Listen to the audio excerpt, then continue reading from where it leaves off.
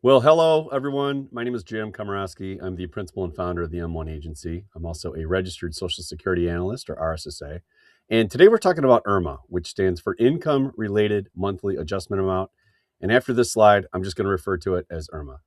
In simple terms, it's the rule that allows Medicare to increase your premiums based on your income. Now, to learn more about us at the M1 Agency, please look us up at www.them1agency.com, or please visit any social media. We are everywhere. We do not keep ourselves a secret. Okay, so I want to jump to slide 2, the healthcare hockey stick, and let's start with the problem that most people underestimate when they retire. If you look at this chart, the green line is healthcare costs since 2000. The blue line is the cost of everything else. It's almost 35 points different in terms of the inflation increase. So it's a huge problem that most people underestimate when they retire, because when you're working, healthcare costs are largely hidden inside your employer benefits. Your company's paying a significant portion of the cost, but the moment you retire and transition off group insurance, the responsibility shifts to you. And the reality is that healthcare often becomes really the largest expense people face in retirement.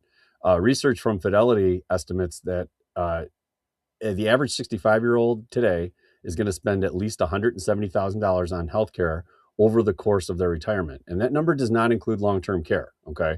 At the same time, healthcare costs, they tend to rise faster than general inflation. Go into that more in a minute.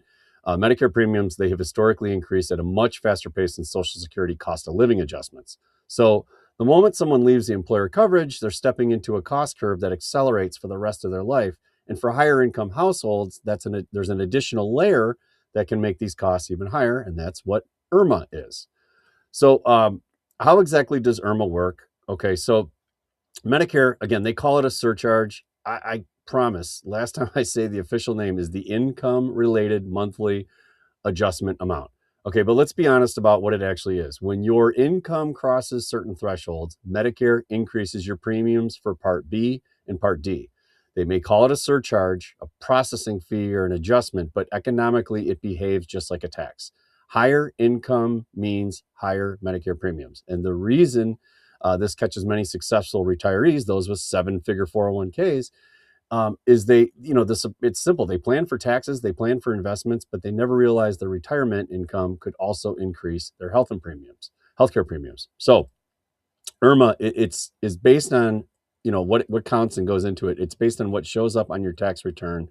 In practical terms, what we focus on is line 11 plus line 2A on your Form 1040.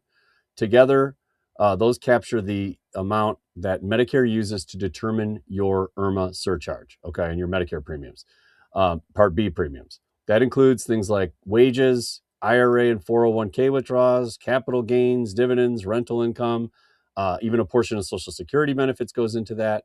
When those income sources stack together in retirement, they push households into higher IRMAA brackets, okay? But not all retirement cash flow shows up the same way on a tax return. For example, Roth distributions generally don't increase this calculation. HSA withdrawals are a good shelter for this, especially for qualified medical expenses, and they're treated differently as well. Some retirees also use other tools, accessing home equity through reverse mortgages or home equity lines of credit, or from loans from certain life insurance structures, which may not appear the same way as taxable income. So this is why the structure of retirement income can matter just as much as the amount, and why strategies like Roth conversions before required minimum distributions begin can sometimes play an important role for managing future Medicare costs. Okay, so one of the biggest traps that we see with IRMAA actually shows up later in retirement. Income tends to stack, and you may have Social Security, pension, required minimum distributions from retirement accounts, portfolio income. It's arriving all at the same time. And that combination alone can push households into higher IRMAA brackets. Now, this is really important, okay? The real risk often appears when one spouse passes away. The surviving spouse usually still has most of the same assets, the same retirement accounts, and often similar income streams, but now they're filing taxes as a single taxpayer. That means tighter tax brackets and potentially higher IRMAA exposure. And statistically, this situation affects women far more often than it affects men. Here in Michigan, women live longer on average, about 79 years compared to 73 years for men, which contributes a much larger population of widows. So in fact, the most recent data shows nearly 500,000 widowed residents in Michigan. with women significantly outnumbering men 3-1. And even at the regional level, you'll see the same patterns. In Clinton, Eaton, and Ingham counties alone, there's more than 14,000 widows compared to only 3,600 widowers. And by age 75, the difference becomes even more striking. Nationally, about 58% of women have experienced the loss of a spouse compared to only 28% of men.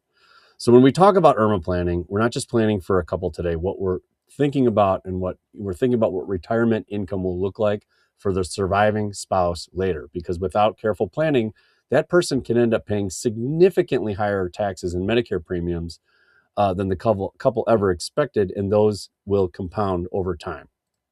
Okay, so there's a lot of numbers here. So let's combine a few of these numbers into one picture. Starting on the left-hand side, part of the slide, the left-hand side. These are baseline monthly costs for Medicare that you should expect for 2026, assuming that you're on a Medicare supplement or Plan G. And this is before IRMAA is even part of the discussion. So the standard Part B premium is about $202.90 a month, and many retirees also add a Plan G supplement, which averages about $162 a month, say from Blue Cross here in Michigan. Okay, so if you include common ancillary coverage like dental, vision, hearing, that can easily add another $40-50 a month. And then there are the deductibles. The Part B deductible, you see that in the middle, is $283 annually. The Part D prescription plans often have zero premiums, but they have deductibles as high as $615. And although some of the plans offer lower or even zero deductibles, this starts to add up. And even under the redesigned drug benefit, the prescription spending, it still can reach an annual max out of pocket of $2,100, and that goes up $100 each year. So really, this is how you can get to $6,000-7,000 in annual spending. KFF, the Kaiser Family Foundation, who studies all this stuff, generally it's a 65-year-old is generally going to spend just shy of $6,000 per year per person on healthcare expenses.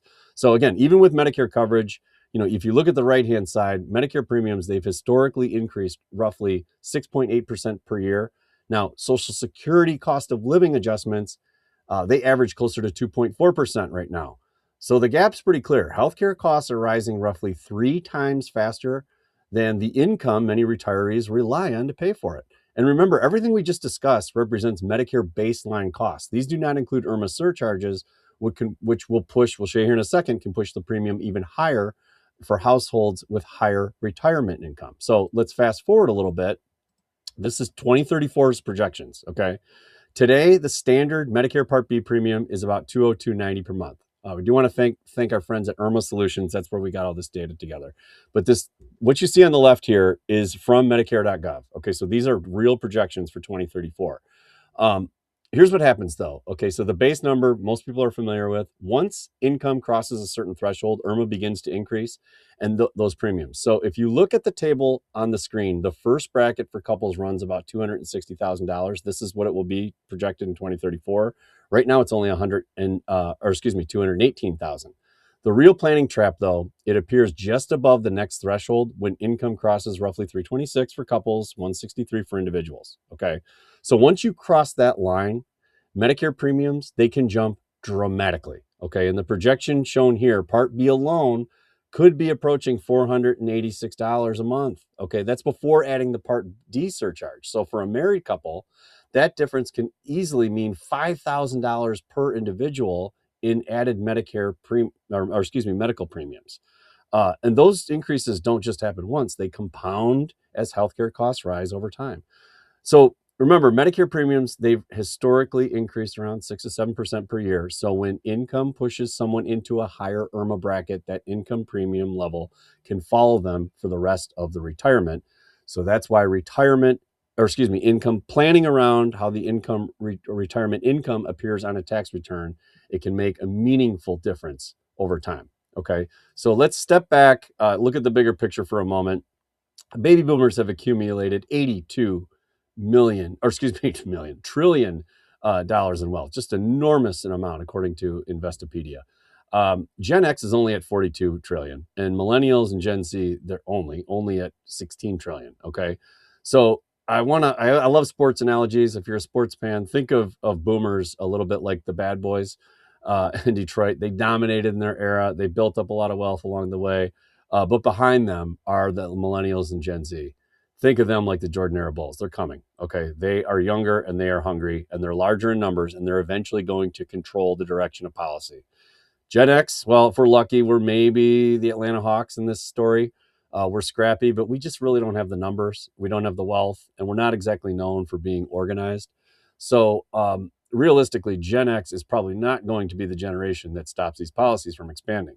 And so why it's important to recognize that it's something important to recognize about IRMAA is that it's politically very easy to increase because it's framed as a surcharge on higher income retirees. The real question is who actually gets caught in that net. With depending on how, if there's pension income and other income, a 75-year-old widow, with long-term care concerns and say less than $500,000 in retirement assets could be considered wealthy and caught in that trap. And it could make a huge difference in their day-to-day. So in some, IRMAA scenarios, the system might treat her that way rather than, hoping the rules don't change. The smart move really here is to start playing defense now and think carefully about how retirement income should be structured moving forward. Okay.